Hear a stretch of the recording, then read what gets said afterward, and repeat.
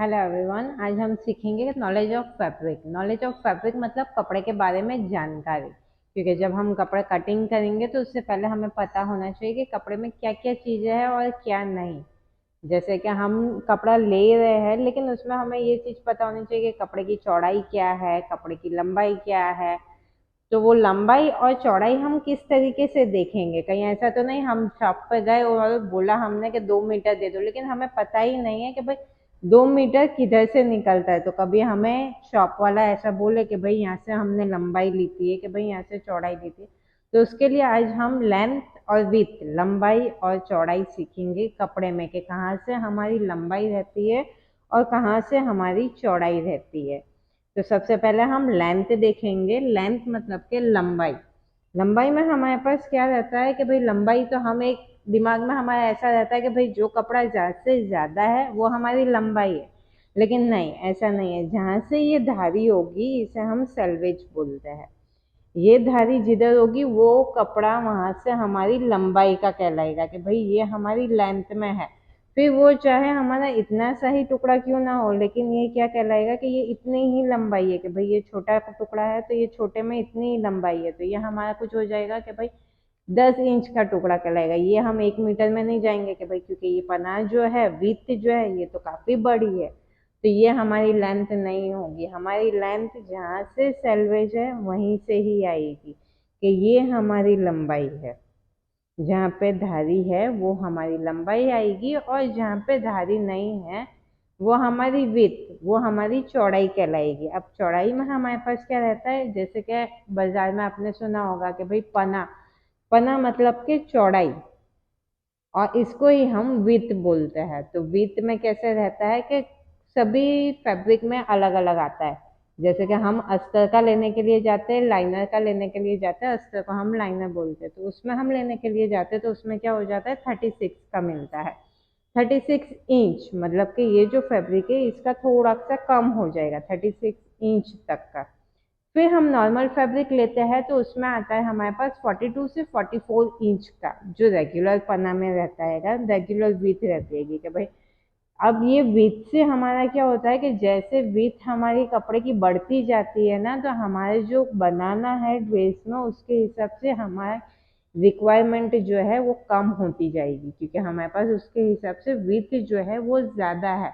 तो जब हम एक कुर्ती की लेंथ आमने सामने से निकाल सकते हो तो हमारी लेंथ जो हैगी वो कम हो जाएगी कपड़े की। 42 के बाद आती है विथ 60 की।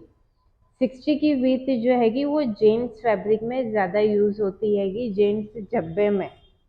जब जेंट्स का झब्बा और ये चीज़ हम लेने के लिए जाते हैं तो उनकी विथ जो होती है ना कपड़े की, वो 60 इंच की होती है। 60 इंच हमारी नॉर्मल फैब्रिक आया कि भाई ये जेंट्स के उनमें तुम्हें मिल जाता है। और अभी बाजार में काफ़ी ऐसा भी है कि भाई लेडीज़ में भी 60 इंच का विथ वाला फैब्रिक है। जैसे कि हम अबाया में देख ले, बुरखे में देख ले कि उसका जो फैब्रिक है उसकी विथ वो लोग कितनी दे रहे, 60 इंच की। 60 के पने का कपड़ा बोलते हैं उसको। फिर हम जाते हैं तो 60 के बाद आता है 90 इंच का फैब्रिक।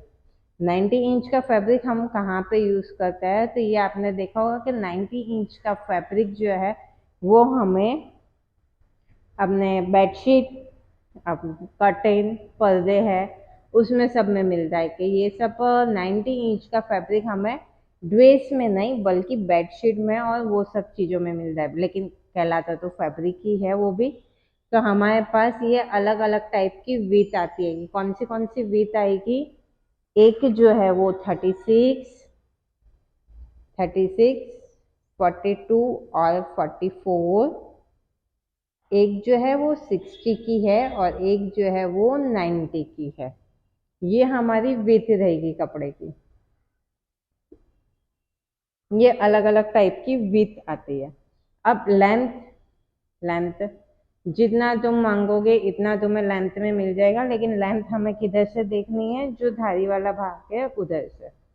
अब लेंथ और विथ हमारी क्लियर हो गई। अब इसके बाद हम जाते हैं बायस।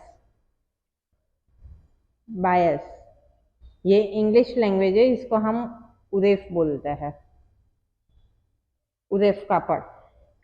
कपड़े को उरेफ करना, ये कहीं बाजार में मिलता नहीं है, ये जो हमारे पास नॉर्मल फैब्रिक है उनमें से ही बनेगा। तो ये हम किस तरीके से बनाएंगे, ये हमारा फैब्रिक है, तो यहाँ से हम एक सरखा फोल्ड कर देंगे, जो यहाँ की विड्थ और यहाँ की विड्थ इक्वल हो।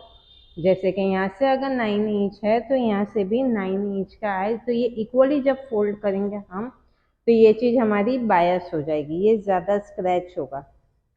तो जब हमें चूड़ीदार पहनना है, फिटिंग वाला पहनना है, कुछ फिटिंग में कुछ हमें पहनना है, जैसे कि चूड़ीदार है,